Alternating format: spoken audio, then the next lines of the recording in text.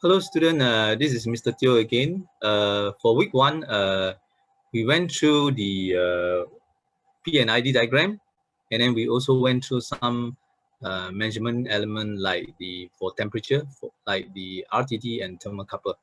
Now today we are going to continue with the flow measurement, and then subsequently some of the level measurement, etc., etc. Without further ado, let me start the slides.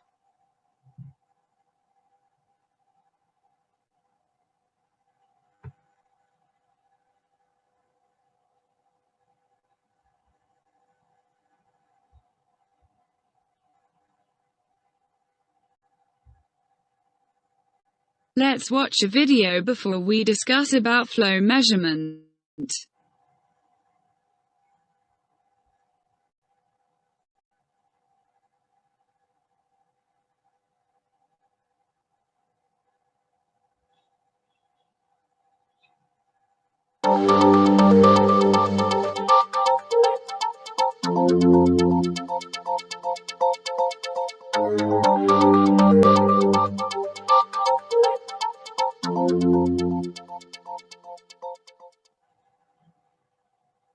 The most diverse substances are transported and distributed in piping systems every single day. They can include solvents and chemicals, oil and gas, or steam for energy transmission. The fluids flowing through pipes often have completely different properties. Therefore, different principles for their measurement are required. One method is flow measurement, based on the differential pressure principle. Some 300 years ago, Swiss mathematician and physicist Daniel Bernoulli discovered the direct relationship between the pressure and speed of a fluid flowing in a pipe. Italian physicist Giovanni Battista Venturi also performed experiments on flow, and in 1797 he built the first flow meter for closed pipes, known as the Venturi tube. Here is how this measurement method works. Differential pressure flow meters have an artificial restriction integrated into the measuring tube, illustrated here by the example of an orifice plate. Two holes are located in the pipe wall, one before and one after the orifice plate. Two separate tubes connect these holes to a differential pressure sensor, with its two pressure chambers separated by a diaphragm. The tiniest pressure differences in the flowing fluid can be precisely measured. If the fluid is not flowing, the pressure before and after the orifice plate is essentially identical. As soon as the fluid starts to flow, its velocity around the orifice plate increases significantly because of the restriction in the cross-section. At the same time, due to the laws of fluid mechanics, the static pressure at this point decreases. Consequently, different values are detected in the pressure chambers of the sensor, a higher pressure before and a lower pressure after the orifice plate. This pressure difference is a direct measure for the flow velocity, and thus the mass and volume flow in the pipe. The higher the flow velocity, and the resulting drop in pressure around the orifice plate, the greater the differential pressure measured. In numerous industrial applications, the orifice plate covers many needs of flow measurement technology. However, other designs are available for certain measuring tasks to minimize undesired effects, such as excessive pressure loss or abrasion of components due to solids carried in the fluid. This demonstration shows that an abrupt restriction generates severe turbulence in a fluid. Nozzles with a rounded, funnel-like inlet clearly reduce turbulence and thus create less pressure loss. Nozzles are particularly suitable to higher flow velocities or to fluids with abrasive solid particles. Turbulence reduction is even greater with Venturi nozzles. And finally with Venturi tubes, where the restriction is created by longer conical constrictions in the pipe wall. All these designs can be supplied with different restriction diameter sizes, so that the pressure loss and the differential pressure generated can be optimized for the process conditions. Industrial flow measurement using differential pressure has been tried and tested in numerous applications worldwide for about 100 years. With this measuring principle, all liquids, gases, or steam can be measured, even at extremely high process pressures and temperatures. Every differential pressure flow meter manufactured by Andrus and Hauser is configured to customer specifications and pre-mounted. For all applications, okay, I think with that, we have let me go to the second page. Unlike temperature measurement discussed in week 1, flow measurement is measured based on a different principles. Flow measurement make use of creating a constriction to slow down the flow.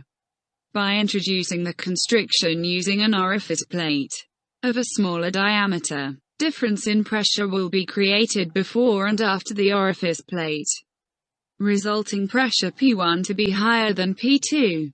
Based on energy law of conservation, energy per unit volume before the orifice plate should equals to energy per unit volume after the orifice plate. The difference in pressure energy P1 greater than P2 is therefore compensated by the kinetic energy due to the speed of flow V1 and V2. With constriction, speed V1 will slow down before the constriction and V2 will speed up after the constriction. Hence the kinetic energy due to V1, half rho V1 square, will become smaller than half rho V2 square. Mathematically it can be shown that volumetric flow Q can be derived using V equals Q over A relationship. Discharge coefficient CD is introduced to take care of the imperfection losses in the physical entity. Okay, I think the explanation generally goes quite well, but then I believe you all may have some problem in understanding it. So let me try to explain it a little bit, the theory on the whiteboard.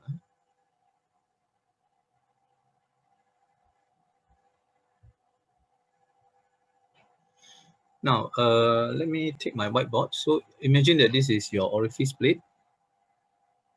Now this is your pipe. Imagine that this is your pipe. Okay, you got a pipe flowing in and out.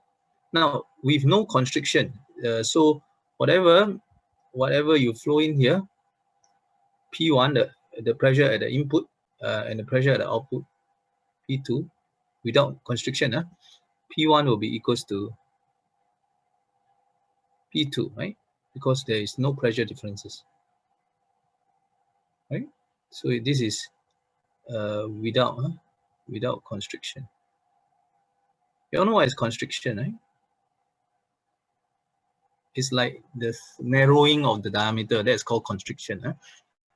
So it's like the snake. Snakes are a very good constrictor. They constrict you, they choke you to death, right? So that is without constriction. The pressure at the input and the pressure at the output is the same. The velocity here, V1, and the velocity to V2 here will be the same. So if I write in terms of energy form, P1, which is the pressure energy, plus by half rho V1 squared, which is the kinetic energy at the inflow, must be equals to the P2 plus by half rho V2 squared. That is the on the output side where the pressure, output pressure and the output velocity, right? So basically they must be equal, right? Because energy law of conservation says what? Energy cannot be created nor destroyed, so that it will always maintain the same, right? But when you put a constriction, now if you put a constriction with constriction means that you narrow, right? With constriction, you narrow the diameter using what we call the orifice plate, right? So you narrow the diameter using orifice plate to blockade. Now instead of the origin, maybe this is diameter A, right? Now you constrict it to maybe a diameter of B, diameter B, right? Diameter A and diameter B. Now, with this constriction, what happens to P1? What happens to the P1? P1 will goes up, right? Because there is it cannot move, so the pressure will go up. Now, what happens to P2 then? P2 here will go down, right? Right? And then, of course, with this, what happens to your velocity here? Velocity 1 will slow down because it cannot move, cannot block by this constrictor, right? And then velocity of a V2 will increase because once it go out of here, it will go very fast, right? V2 will increase. So as you see, with the constriction, something changed, right? So with this P1, P2, and V1, V2, I repeat it here below. Rho V squared. Of course, rho is the density of the fluid flowing inside the pipe, the fluid or the gas, right? Now, with P1 increase, P2 reduce. So it doesn't match, right?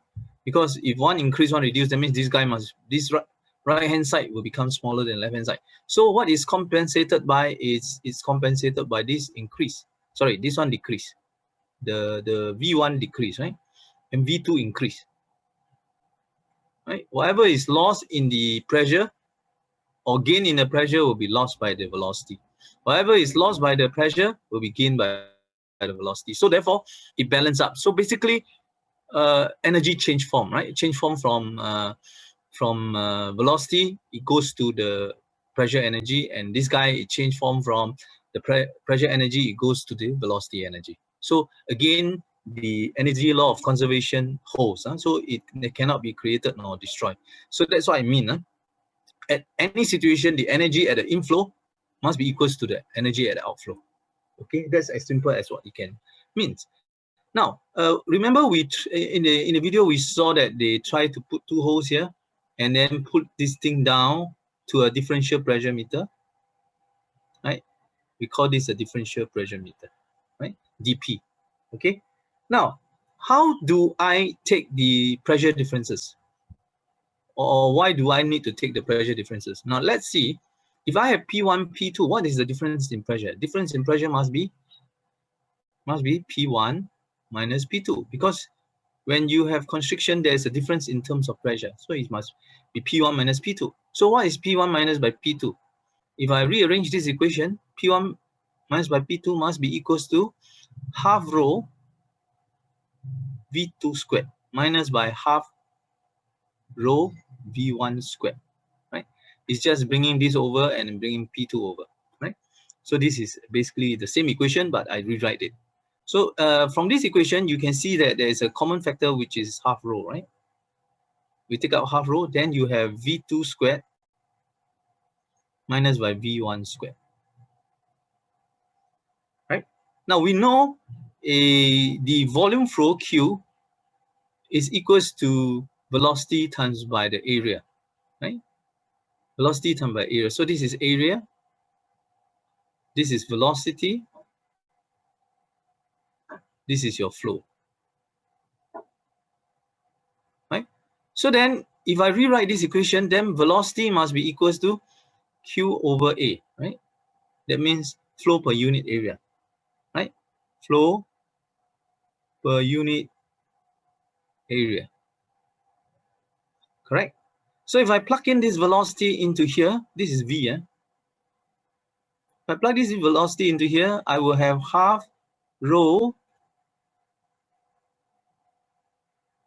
Q over A2, right? Because this is the area 2 squared minus by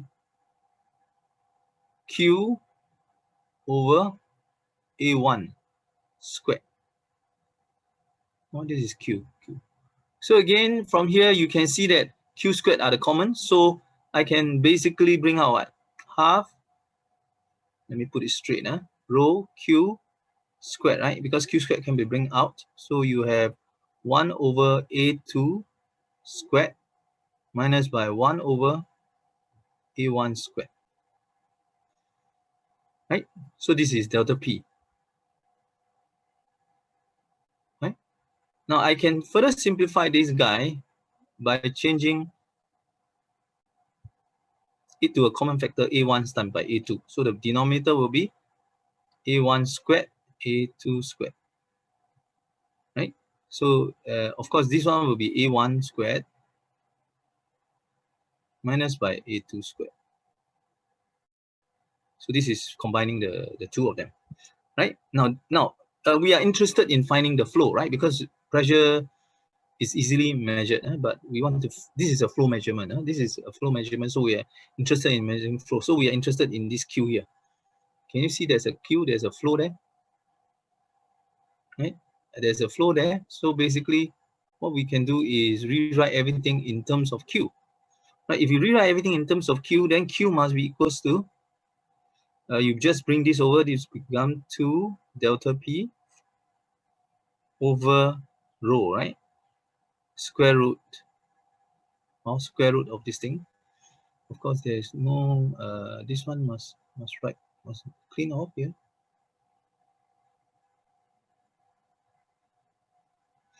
Right, and then of course you have multiply by A1, A2, because A1, A2 is squared, then you square root become A1, A2, right? And then the bottom is square root of A1 squared minus by A2 squared, right? A1, A2 squared. Now, so this is the form. Now, if I try to divide, let me write it over here, not enough space. So Q must be equals to square root of 2 delta P, differential pressure, divided by rho, the density, multiply by A1. Now, if I divide the top and bottom by A2, so I'm left with A1 on top, right? Divided by square root of A1 over A2 squared, the whole thing squared, minus by 1. So you can see that this is actually the equation that we seen in the lecture notes, but of course, except there is a CD that is not present, right? Now, CD is the discharge coefficient, which takes care of the impurity, maybe because of the flow of the liquid that caused the turbulence. So as a result, there is a loss in terms of flow, and this CD is to take care of this imperfection. Okay, so basically with that, we can see that the whole formula can be derived just by looking at the orifice itself. So it's quite interesting, isn't it? So let me proceed. So let me proceed by continuing the lesson. Okay, so that's what it means. You can see that it is the same. Now, I also want to take note, make sure you take note of this case. Now, students have asked me, sure, yes, I understand this is the formula that is being derived and in the lecture notes. It's okay, but then there's another formula, right? And another formula. So all these formulas are actually equal. You remember just now we solved until here? Actually, this part here is equivalent. This part here is equivalent. It's just they write it in different form, right? The front part. Remember just now we solve it into this form, and then I start to divide by AB, correct? So then I get this, right? But if I divide by AA, then I'll get this. Divide top and bottom by A, I'll get this. So it is all the same thing, right? It's just that now, so student also asked me, Cher, then how do I know which one is AA is the upstream or AB is the upstream? Very simple question. Now you look at it, this is a square root, right? For the square root, in order for it not to be square root of negative, this A must be equals to B. So for this case, the AA must be the bigger diameter and the AB must be the smaller diameter. Now for the other case, this case, the AA over AB must be smaller than 1 in order for this not to be complex, right? So therefore, for this case, AA must be smaller than AB. AA must be bigger than AB in order for it to be smaller than 1, right? So therefore, by looking at this, you really can say, you can tell which one is the bigger diameter or the area. Okay, let's proceed. Let's proceed with the lesson. Now, using the same principle, There is two other Let me hide the control panel first. variations, which is the nozzle type and the Venturi flow meter other than the orifice flow meter. The difference of the three is in the turbulence created for each type. Orifice create the most turbulence, whereas Venturi the least.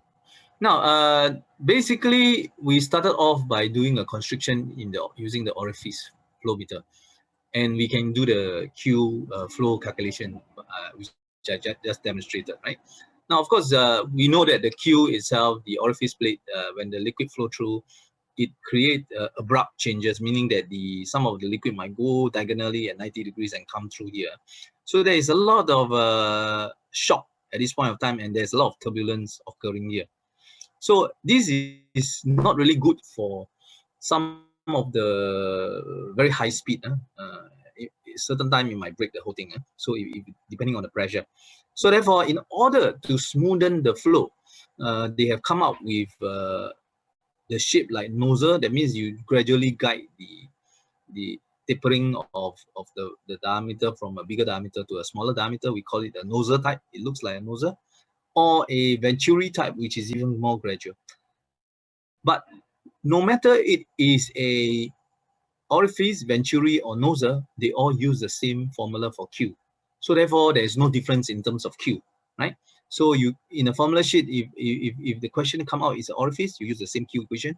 If it is the formula, the question come out is for nozzle, you use the same equation. Or if it is coming out for the Venturi tube, you also use the same equation. So there is no difference mathematically. Okay. There is yet another flow meter called the vortex shedding flow meter.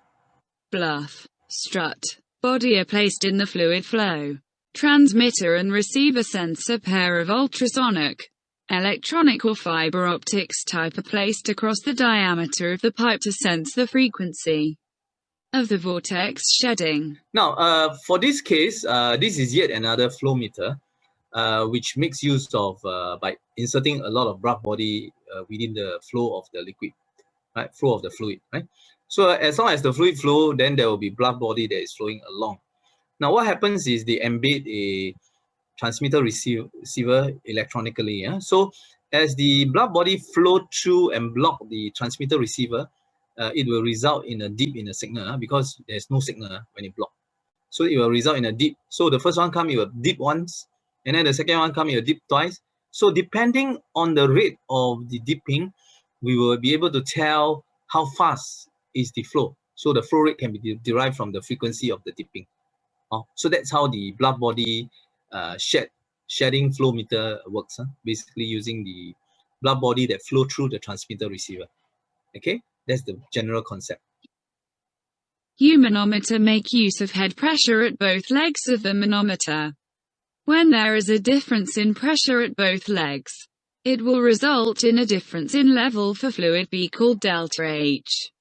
The delta P will therefore be delta H multiplied by density of fluid B and multiplied by the gravitational pull G. For the incline case, when U-manometer make an inclination angle of theta with respect to ground, new formula will be just multiply by sine theta. Okay, we just finished the, of course, the flow meter with orifice, Venturi, and this nozzle flow, and of course the vortex flow meter. Right now, we go into pressure measurement using U-manometer. Right. Before I go into it, maybe I should go into the whiteboard and roughly explain what an U-manometer do. So this one I can clear. So if you want to refer to it, you can play back the video and take a look at the derivation. But for now, I will move on to the U-manometer. Now, any one of you own an aquarium at home? You own an aquarium at home? Now, usually when you change the water of the aquarium, what do you do? For example, this is an aquarium. When you change aquariums, the water, what do? You have a, let's say this is on the table, right? This is on the table. And your fish is here, of course. You have fish here. Right? When you change partial of the water, what do? You take a pail on the floor, right? You take a pail on the floor. Of course, you don't carry the fish tank out. It's very heavy. So you use a pipe, right? Do you use a pipe that is filled with water? And you put the pipe to here. This pipe must be filled with water.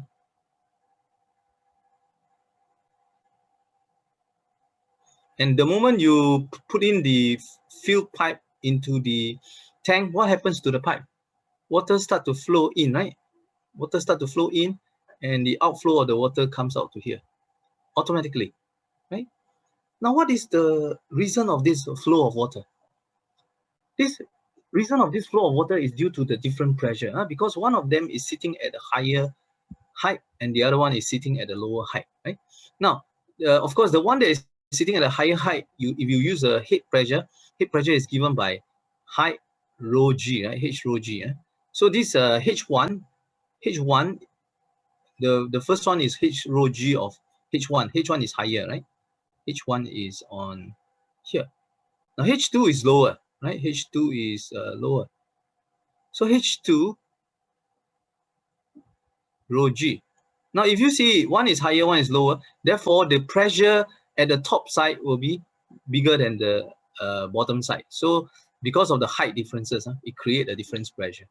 Now, because of this different pressure, the higher pressure will push the water into the lower pressure portion, resulting in the flow. It's not magic, but this is really science. Now, this is what we call a head pressure kind of thing. You call it a head pressure calculation. Head pressure, or using H rho g. H is height, rho is density, g is your gravitational pull. Now, same thing, U manometer work on the same concept. It has a U, but of course, a U manometer is inverted of this guy. This is a pipe that is inverted U, but U manometer works on this way. Now, in the normal situation, when your two end of the U manometer is having the same pressure, let's say it's having P1. Now, both of them will be at the same level, isn't it so? Because both of them are experiencing P1. Now, if you increase the pressure of this guy, you increase the pressure of this guy by delta P. You add another delta P. What happens to the level of this side? It will drop, right? It will push this guy down, right? Now, similarly, because the volume of the fluid inside the U manometer has to maintain the same displacement will goes up to here, right? One side push down, one side will go up because the volume maintain the same. So as a result, we create what we call the difference in terms of height. We call it delta H, right? So delta H. So if you look at it this way, if I look at the pressure here, if I use just the head pressure at the left-hand side and the right-hand side, right? Now, pressure at the left-hand side will be equals to what? To different height, right? So basically, it is H minus by half delta H, right? This is H, right? And this is half delta H, right? This is half of delta H, right? And similarly, the other side. So the head of the low pressure side will be H. H is H minus delta H over 2, right? Of course, rho, the density of the liquid, multiplied by G, right? That is the low left-hand side pressure. Now, what about right-hand side pressure? Right-hand side pressure will be, again, is different, is H plus delta H 2 rho G. Now, if you want to know the difference in terms of pressure, then you take the left-hand side minus by the right-hand side. This gives you your delta P, right? Delta pressure. And you get basically this guy minus by this guy, what do you get? Maybe it's easier for me to look at it in this way, because else I'll end up in the, let's say I use a right-hand side minus by left-hand side, or else I end up in a negative, and then I don't want to explain that. So you get H plus delta H over 2 rho G minus by H minus delta H over 2 rho G. Right? So when you expand it out, you will get H rho G plus by delta H over 2 rho G minus by H rho G plus by delta H over 2 rho G, right? Now your H rho G can cancel with H rho G. Then what you have really is delta H rho G. Now, which means if I rewrite this over here, delta P is actually delta H rho G, which is exactly the calculation for the differential pressure in a U manometer, right? So it's as simple as that. You just take the head pressure of one side minus by the head pressure of the other side, and then you should get the reading correctly. Now, the other diagram, they shows the head U manometer in an inclination, right? In an inclination. Why is this important?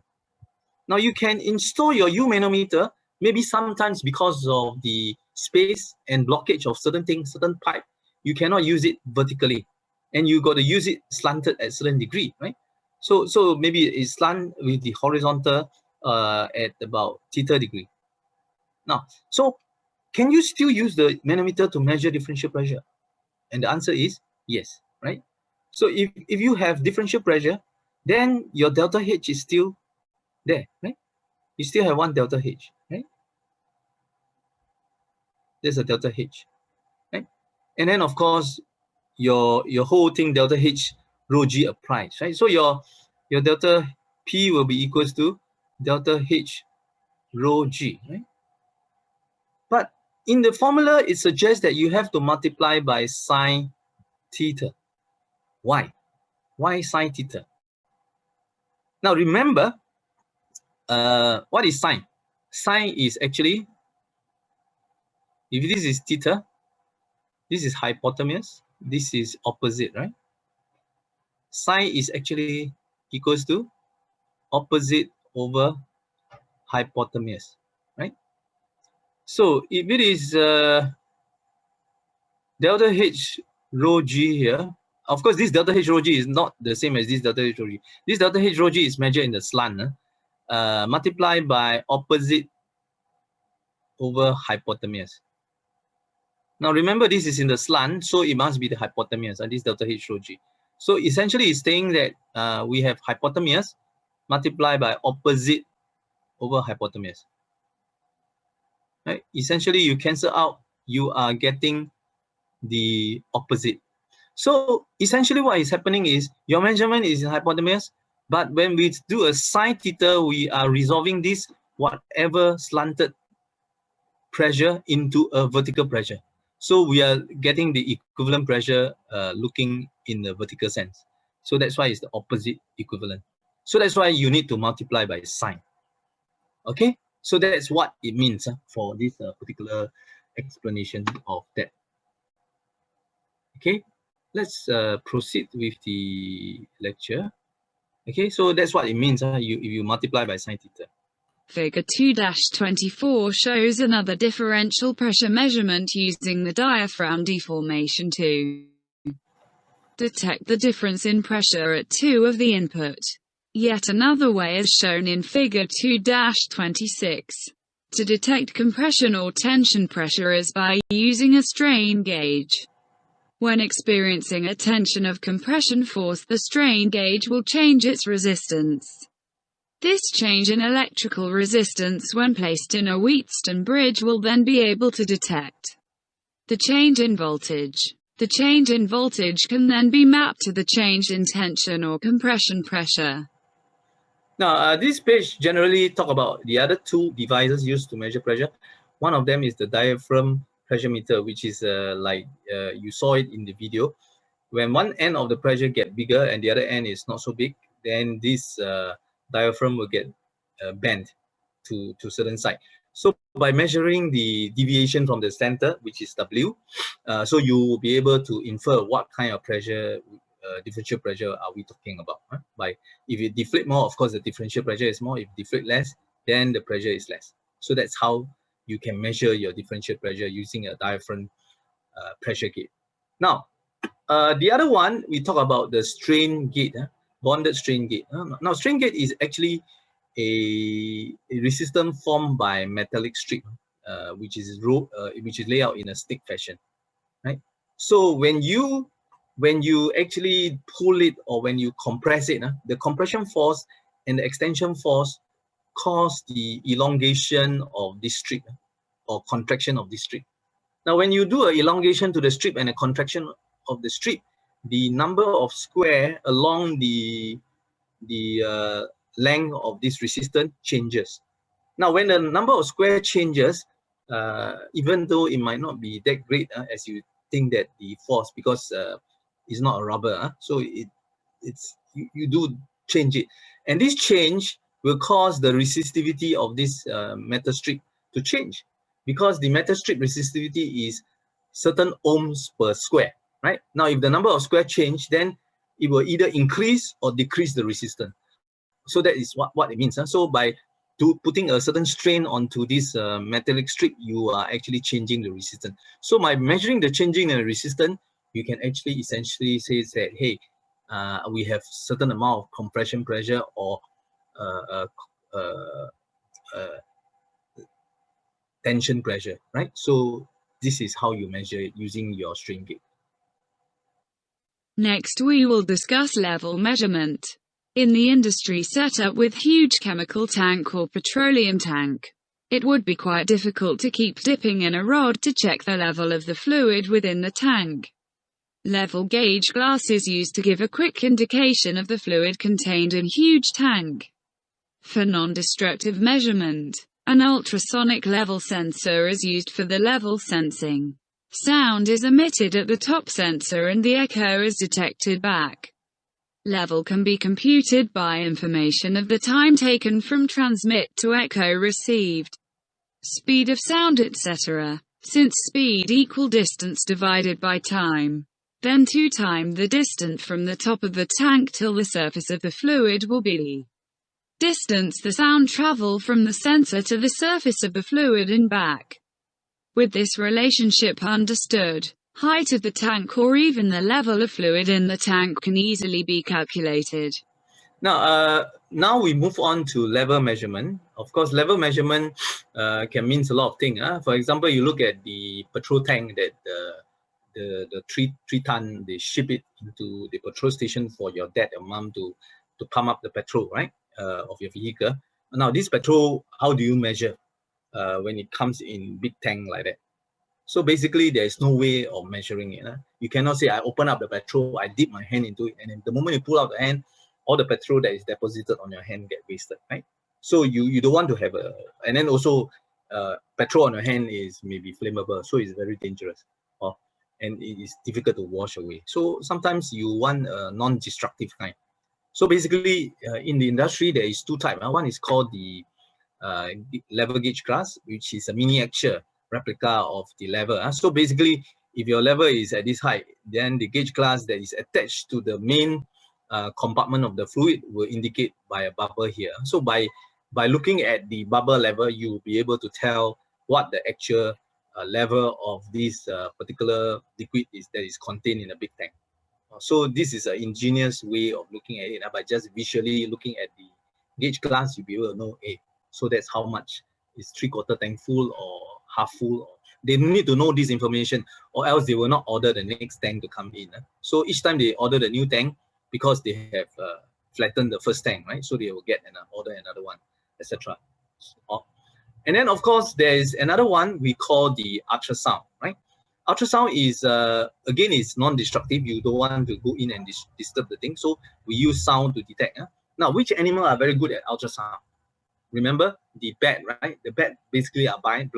They basically hunt at night. And what do? They emit a sound out, and then they listen to the reflection. Now, of course, by emitting the sound and hearing the reflection, it can sense its play, and then you can catch it. Now, the other animal that is very good in sound is actually the dolphin. They are able to emit sound, dolphin or whale, they are able to emit sound in the sea to detect where the object that is in front of them or the seabed, etc., etc. So sound is a very good tool if you know how to use it, right? Now I'm going to go through the whiteboard again and do a little bit explanation on the ultrasound. But of course, before that, I have to clear this. You would if you want to watch that one again, please rewind and then watch again. Now, take for example, right now I'm having an ultrasound tank, right? This is a tank that is mounted with ultrasound. Now, this is the level of the liquid that is filled in the tank. And take for example, the level is up to H1 from the ground. And then, of course, I have another H2 here. And of course, the full tank height is HT. I call it the H total, right? HT. Now, if I mount an ultrasound here, if I mount an ultrasound transmitter and receiver, this is a transmitter and receiver, right? Here. Then the ultrasound will send out a signal, ultrasound signal, right? So it sends a pulse out. And you wait for the reflection, so the sound will bounce onto the surface and go back up, right? So after a while, they receive another echo pulse. So this is the transmit, right? This is your transmit, this is your receive, right? After a while. Now, so this difference in terms of timing. So this is delta t, right? Delta time it takes for the pulse to return. So there is a difference in terms of timing. Now we know this is sound, right? Sound has a speed of what? About maybe 325 meter per second squared. Sometimes people say 333, whatever, huh? So the speed of sound is like that. So what is speed of sound? Speed is equals to what? For physics point of view, speed is actually equals to distance divided by time. Now, we know speed of sound is 320, time we know is delta t. Then what is the distance? So we can calculate the distance. So distance must be equals to speed time, right? So time is delta t, right? So it's speed time delta t. Now what is distance? Distance is h1 or h2, right? No, it's h2 times 2 because it travel one time h2, then it go back another one time h2. So it's 2h2, 2 time, right? 2h2. Right. So if you want to know what is actually h2, h2 will be equals to speed of sound multiplied by delta t divided by 2, right? Because you bring the 2 over. So this is your h2. Now, so you can find the height of the h2, not the height, not the height of the liquid. You only know what is h2 by looking at the sound, the return of the sound, the delay. Now, if you want to know the level of the fluid inside the tank, then basically you know that HT is equals to H1 plus H2. HT is known, right? HT, we always know the height of the tank. So if let's say you want to know H1, which is the level of liquid, H1 will be HT minus by H2. And H2 you already know, so you just plug in your H2, and HT you know, this one you know, so you can know H1, right? So that's how you use the ultrasound to compute your height. Of course, everything, all the computation here are just, you can just put it in a program. Straight away, you see the delta t, you just plug in, and then they'll tell you the height. So automatically, a programming software will be able to straight away give you the height without going through the mathematics. Of course, the mathematics is for your understanding, right? Let's continue with the subsequent one. Capacitive probe will be the next sensor we want to discuss for measuring level of the fluid. As the name implies, it is the change in capacitance that we employ to give us the information of the fluid level. Initially, when the capacitive probe is not submerged into any fluid, the capacitance will be Ca as the dielectric of the entire length of capacitance is air. When portion of the probe is submerged, portion of the length that is submerged will have the fluid as dielectric, and hence Cx is introduced. At the same time, the Ca also changed because now air don't occupy full length of the probe. So the net capacitance will be nu Ca plus Cx. Using the derived formula, if Cx, Ca, La and Kx is known, Lx can be easily computed. Okay, this is using the capacitive probe to measure the level. Of course, capacitive probe, you got to submerge into the liquid, no choice. But the idea is when you submerge the capacitive probe into the liquid, the capacitance of the capacitive probe change. And because of the changes in the capacitive probe, we will be able to calculate using this formula what is the amount of the probe that is being submerged. Okay, so okay, maybe I will just briefly give you a explanation in a whiteboard on the capacitive plate. And so before that, I will clear the drawing of this guy. If you want to refer again, please rewind and watch the video again. Now, first of all, let me recall you by saying that if you understand about capacitor is basically made up of two plates with a dielectric in between, or it's like a sandwich. You know, the ice cream that you eat with two biscuit at the side. This is the center. This is exactly like your capacitor. So your capacitor is basically made up of something like that. So, but the top plate and the bottom plate is not biscuit. It is the metal conduction plate, right? And of course, this top is the wiring.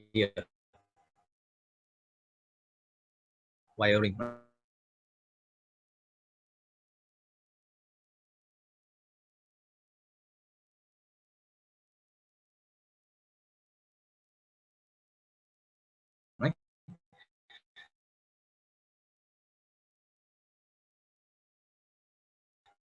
So this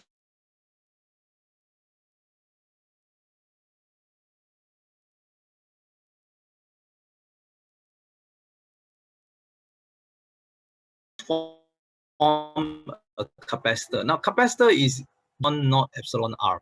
This is your right. This is the permittivity of this ice cream. Go ahead, shade it. It becomes black. Permittivity of this center thing. Area A. Area of the distance D is given by this distance here. So basically, that is the general plate sandwich between a non-conductive material with permittivity. Then you get a capacitor.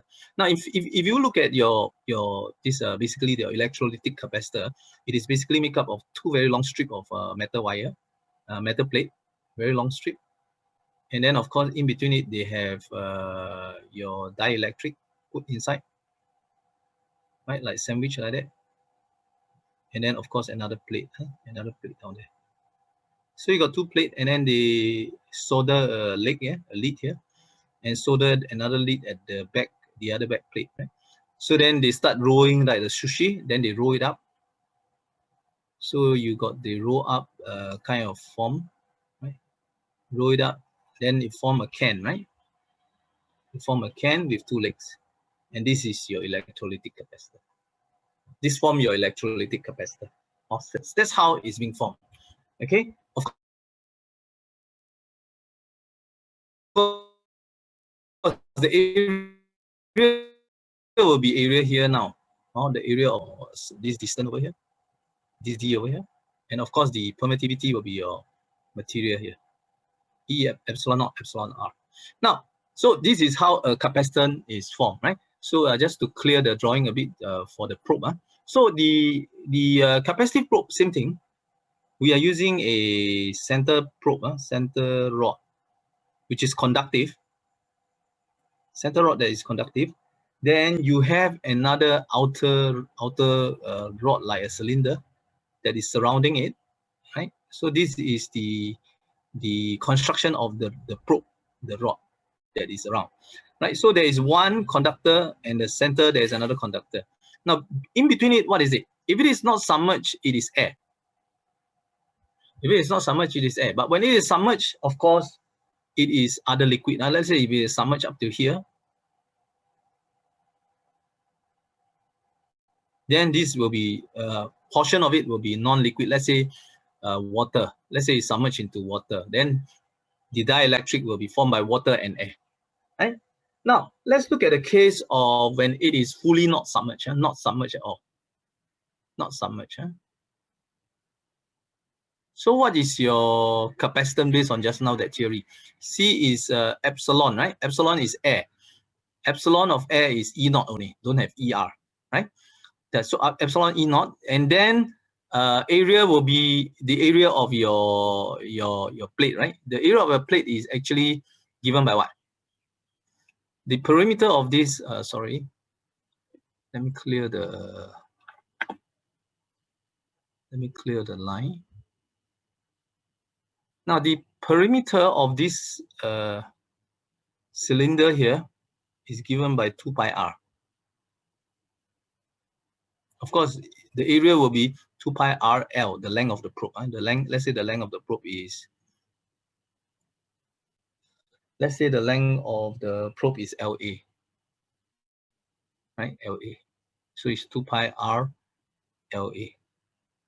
Okay, so the area basically 2 pi R LA is just, if you flatten it, it's just the length and breadth. 2 pi R is your length and then height is your breadth. So it's 2 pi R LA, right? Area. Now how about the distance? Distance, of course, will be the diameter. This is your D, right? This is your distance, D. So the capacitance is really, when it's not submerged, is something like that, right? Now when it is submerged, then the length changes, right? There is another length which we call it the Lx, which is how much is being submerged. If I call this Lx, this length to the bottom, right? If we call it Lx. Now C is made up of two capacitance. One is formed by the water, one is formed by the air. So if, let's say, if you allow me to write after it's submerged into the water, C will be equals to C air, capacitance of air, plus by capacitance of H2O, right? Capacitance of water.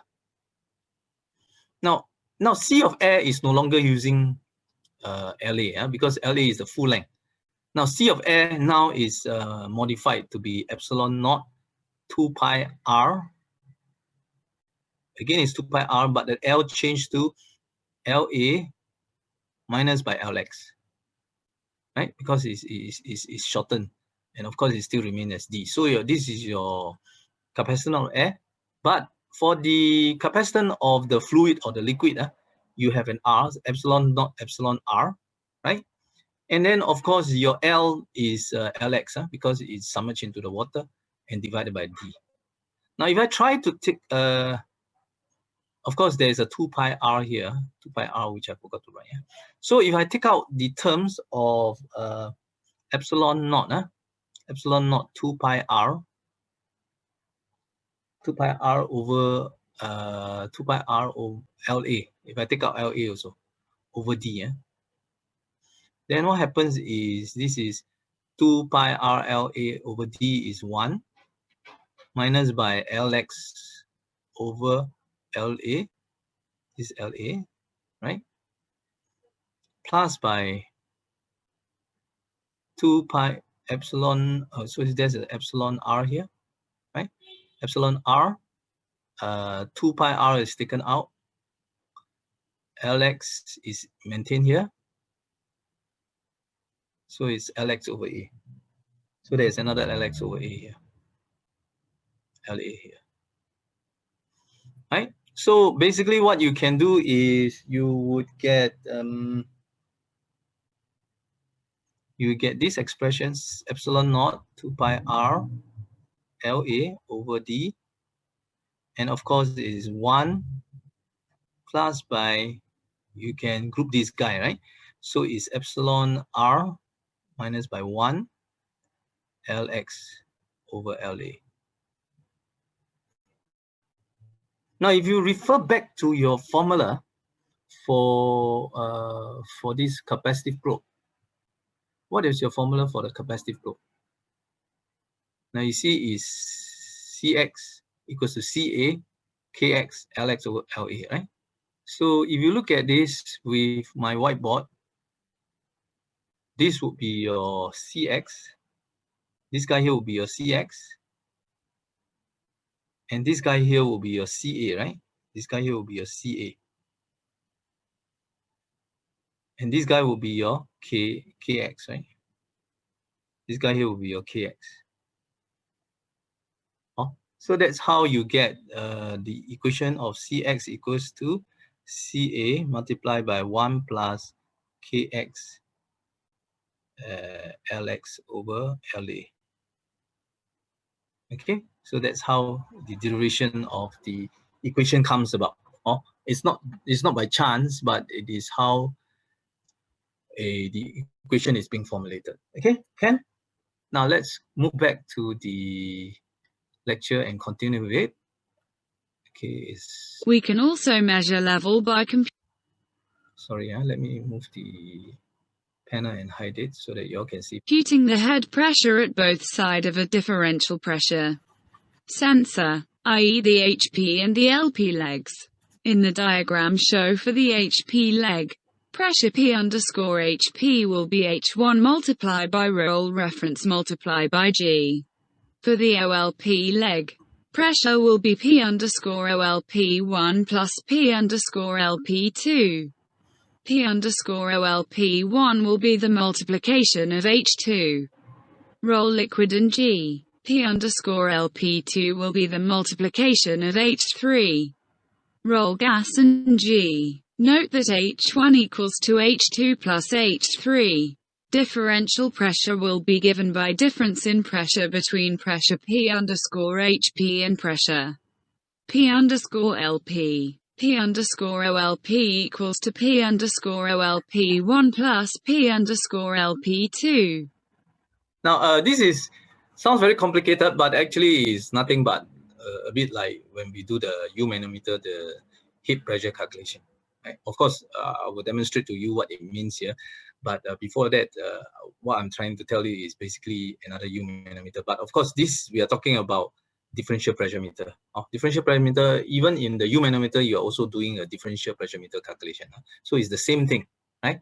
But let's try to take a look at what it really means. So I can clear this guy. Now let me talk about the tank. So you have a tank, right? You have a tank. Oh, where's my cursor? So you have a tank here, a very big tank here, right? So this is a tank. Then you have a differential pressure meter, which is your there's a high HP leg, high pressure leg, and there's a low pressure leg, right? So now the very important thing about differential pressure meter is your measurement of your level. The ground measurement starts at this level, just this level. So nothing below it. So basically it starts at this level. So you can see that it has one connection here to your LP leg, right? And then of course there is a reference leg. Reference leg is something like you know, when you do let's say for example COVID-19 vaccine, right? They do to one group of patients, they use the actual COVID-19 vaccine, but the other group of medicine, they just give them maybe a sweet, but they don't tell them. They tell them it's a vaccine, right? So this is what we call a placebo group. So your reference group is basically like a placebo group to check on the result. So this basically this reference group also have another fluid that fill up to this level, right? Fill up. And then of course you're filled up by another. It can be the same liquid or it can be a different liquid. And then of course there is another outlet to your tank, right? So of course, but this guy is always fixed at the higher level. So that's how you have HP and LP leg. So let's say if I name this guy H1, the level, remember I always start from this level all the way to the level of this reference leg. And if I call this row reference, that means the density is row reference. And then let's say my liquid is filled up to here, and this is row liquid, right? Row liquid. Is filled up to here, and I call this basically here is H2 from this level. Again, it's never from the bottom, right? It's from this level up. And then of course on top of that there will be a gas, right? Now the top measurement is always to the top level here, so this is H3. Now we need to calculate for delta P differential pressure, right? Delta pressure has to be a pressure difference between HP and LP. So it doesn't matter if you use this or if you use LP minus by HP. The only difference is the sign is different. But we are not interested in the sign, right? So whichever is more convenient, as long as you know the magnitude, that's more important, right? So basically, normally in certain situations, I would try to use this side, the measurement side, minus by the actual side, reference side. So basically, for this case, maybe we should use LP minus by HP. So for the LP, what is the height? What is the pressure constitute of? Of course, pressure will constitute by pressure of the liquid, right? Pressure of the liquid plus by pressure of the gas that is acting on top. There's pressure of gas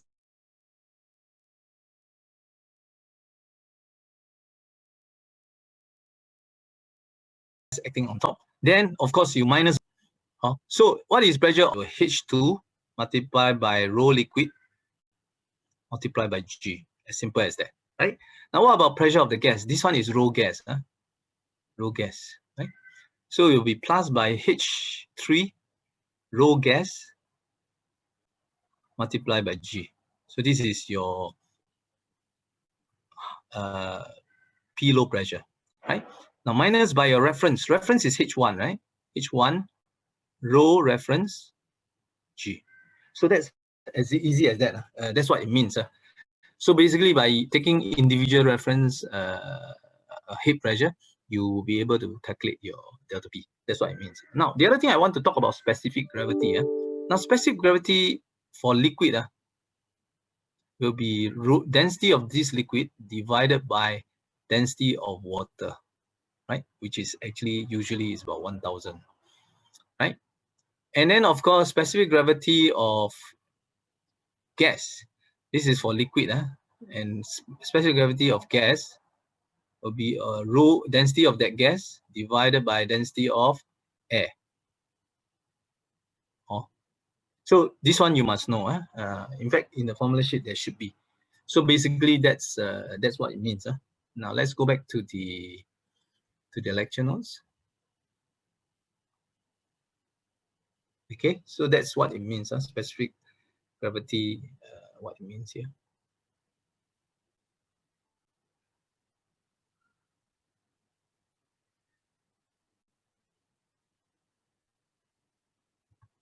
Sorry. There are generally 6 points when selecting the measurement elements. They are namely accuracy, range or span, repeatability, reliability, dynamics or deadband, and cost. The explanation for each of the items are quite straightforward. Please spend some time to read through before moving to the next page. Now, this is the criteria for selecting measurement element. Of course, your measurement element has to be accurate, because if it's not accurate, what for you buy the measuring element, right? So this one is definitely span. Of course, the span and the range must meet the actual environment where you measure. If you get a range that is so small and your actual environment data very much bigger than your span or range, then you're in trouble, because a lot of the reading you cannot read, right? Now, repeatability. Now, whether it's measured by you or measured by another engineer, it should be the same result. It cannot be because you measure, therefore the result is accurate, and the other engineer come by, they measure, it's not accurate. So that's no good. Or whoever come and measure, it should be able to repeat the same result, as long as they give the same condition, right? Now, reliability, the probability that the device will adequately perform as specified for a period of time under the operating condition. So that means it must be working as it's promised. Let's say if you buy a TV, it warranty you for 3 years. Then this 3 years, it must be working, right? So this is called reliability. Now, within these 3 years, it don't fail, then they got the producer, the manufacturer has no liabilities to you. But then the moment it fails, you can go and claim warranty, right? So this is what we mean by reliability. Now, dynamic range or deadband is how much change to the process is required before the sensor responds. Sometimes your actual data change already, but your sensor still haven't detected it. It takes a while to detect it. So it's something like a slow motion. It's a bit retarded, the sensor. So your sound, your data change, it takes a while before it catch up. So this is what we call deadband. Sometimes the deadband must be correct. If not, if your data is so fast and your deadband is still waiting down there for 1 day, still haven't captured, then you miss a lot of information. So you must select the correct deadband. And then, of course, cost is the utmost important for a lot of projects. If you purchase a sensor that is going to be so much cost, and as a result, your project don't make money, then your boss will start to question you, right? So this is what we mean, selection criteria for measurement element. That pretty much concludes lecture week 2. Please go through also tutorial week 2. So with that, we basically finished the lecture portion. Now we will go to the tutorial side, and basically let me share the tutorial. Where's my tutorial question? Now, tutorial question will be, today will be question 4. Question 4. So now question 4 is on thermocouple, right? It says a Tut J thermocouple with reference degree 25 degree is used to measure the oven temperature of 300 to 400 degree. So it's very hot. Now, what is the output voltage corresponding to this temperature? So they are asking, if I have 300 degree, what is the output voltage? And if I have 400 degree, what is the output voltage? So that's the first question. Now, then the second question is asked, if the output voltage, now if I give you the output voltage, again, same with the reference temperature of 25 degree, this is representing what temperature? So two questions, Ken. But of course, the whole thermocouple is type J, right? It is using the table below. This is for type J iron Constantine. So this is the table. Of course, if I give you this kind of question, the whole table will be given to you. So I just zoom into the size. Can you see the table? Now, first part, let me go to the whiteboard just to start the discussion. And I clear this first, clear this drawing. Now, the first part, it talks about reference temperature being at 25 degrees C. Now, what do you mean by reference temperature is 25 degrees C? Now, first of all, before that, let me write out what is your measurement voltage for thermocouple first. So this is for question 4. Let me write down, is for question 4. The measurement voltage for thermocouple is Vm, which is equals to VTC, the V temperature junction, thermocouple, V thermocouple, minus by V CJ, which is the cold junction. Now, when you say about 25 degree, is actually referring to the cold junction. Is at 25 degree. Now, when it says it's 25 degree, what does it mean? How much voltage is this? So we can basically go and look at the just now that table. Now, you look at this table, is quite difficult to interpret. So this is 0 degree, 5 degree, up to 25 degree. 25 degree, of course, you cannot have minus. This is minus 50, 150 already. So you must go to 0 degree here. 0 plus by 25, right? 0 plus 25 is 1.28. Can you see here? It's 1.28 millivolt. So basically, with that, we can say that we can safely say that this guy is actually 1.28 millivolt. Right? Now, the first question is asked, what happens if this guy, the temperature is 300 degrees C? What is your voltage? So basically, we need to find what is VTC, and then it minus by 1.28, right? Millivolt. So what is VTC at 300? So again, going back to that table, what is VTC at 300 volt? Let's go and look at the table. I share this, 300. So you look at it, it browse down, 300 is here. 300 plus 0 is 300, so it's 16.33 millivolt.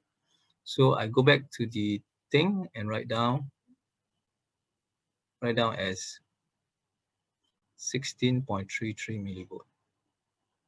Minus by 1.28 millivolt, you will get basically 15.05, right? So that is for 300 degree. Now we repeat that for 400 degree. 400 degree, again, is VTC minus by 1.28. But now we need to find the VTC for 400. So to find the VTC for 400, again, refer back to the table. Where is 400? 400 is here. And 400 plus 0 is 400. So it's 21.85, right? 21.85. Go back to the whiteboard. So it's 21.85. So this guy is 21.85 minus by 1.28. So as a result, you will get around 20.57 millivolt. So that is part 1, right? The voltage when you are given the temperature, right? Now the second part, it says that now your voltage is given, your measurement voltage is given is 33.6 millivolt, right? And VTC is not known. And of course, the reference is still the same, is 1.28 millivolt for 25 degrees C. Now, so what is your VTC? So VTC must be equals to 33.6 millivolt plus by 1.28 millivolt would give you about 34.88, right? 34.88 millivolt. Now, this 34.88 millivolt, what is the temperature? So right now, let's go back to the table. let's go back to the table and see what is 34.88. So you scroll it around here, you see 34.88. So this is 600, right? 600 column, a row, but column is 30. So it's 600 plus 30 is 630 degree. So you can straight away write down from here, this means that the thermocouple is at 630 degrees C. Also, this is for your part 2, right? For question 4, right? So quite straightforward, is except a little bit of to get used with the table for the thermocouple, right? Now let's go to the next question, which is question 5. Question 5 is the next question. You can see this is an orifice plate, and then of course the question looks quite complicated, right? With of course the differential pressure meter is measured by the U manometer, right? So this is the orifice plate. So with orifice plate, you straight away can go to the formula table and look at orifice plate, right? So this is the formula. Now, depending on which one you want to choose, for me, I will choose the top one. Just pick the first one, and then write down the formula, right? So let's say, for example, I clear this. Let's clear all this drawing for question 4. Then I can write, this is for question 5. Question 5, right? And then I say, what is Q? Q is actually equals to CD, right? Discharge coefficient square root of 2 delta P, differential pressure divided by density, times by A. Should be AA or AB? Let's be consistent to look at the formula sheet. Formula sheet, right? Share. Formula sheet is AA. So it's AA. So we go back to this thing, share, and then it's AA over square root of AA over AB squared minus by 1. So this is the formula. Now the first thing you need to determine is AA should be bigger than, or AB should be bigger. Now under this case, we want the whole square root to be positive. Therefore, if we want it to be positive, AA must be greater than AB. So that means AA must be the greater than AB. Now there is 2 diameter given in the question. 2 diameter given in the question. If you look at it carefully, the first one is 15 cm.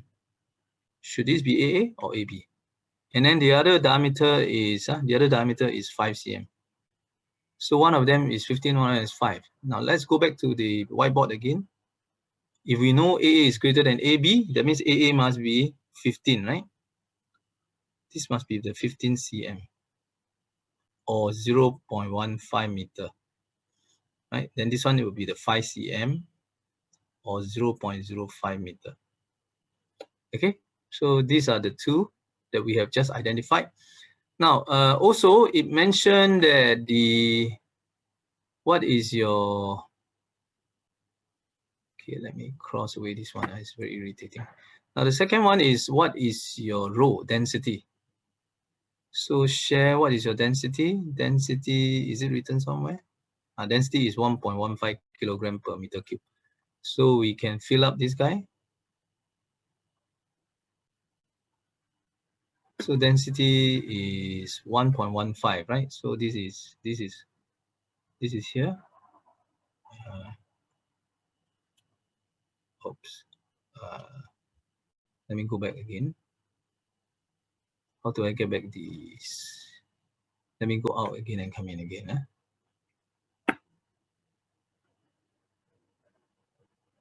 I cannot get a panel just now, so I cannot switch it to drawing.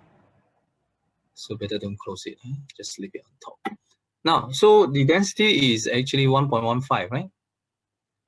1.15 kg per meter cube, right?